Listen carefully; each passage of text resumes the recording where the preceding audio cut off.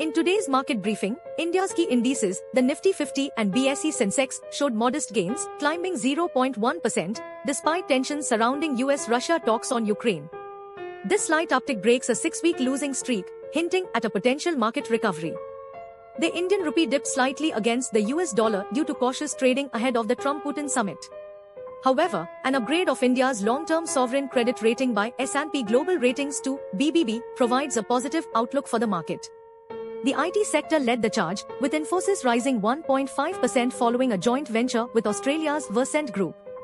Pharma stocks also saw growth, earning a significant portion of their revenue from the US and increased by 3.5%.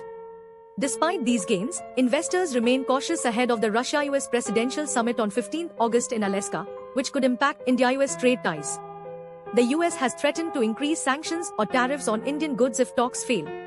A potential breakthrough in the summit could scrap secondary tariffs on Indian goods, benefiting export sectors and stabilizing stock prices. Key movers this week include Apollo Hospitals with a 10.4% jump after strong quarterly results, and Infosys with a 1.5% rise following its deal with Telstra. Government bonds saw a drop in yield, with the benchmark 10-year bond at 99.45 rupees and a yield down nearly 8 bps at 6.4059%.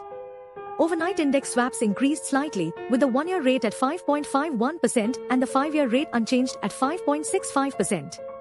India's call money rate remained stable at 4.95%, while the overnight TREPS rate was at 5.2%. In summary, despite some jitters ahead of geopolitical events, the Indian market closed slightly up today, with government bonds showing a decrease in yield and call money rates stable.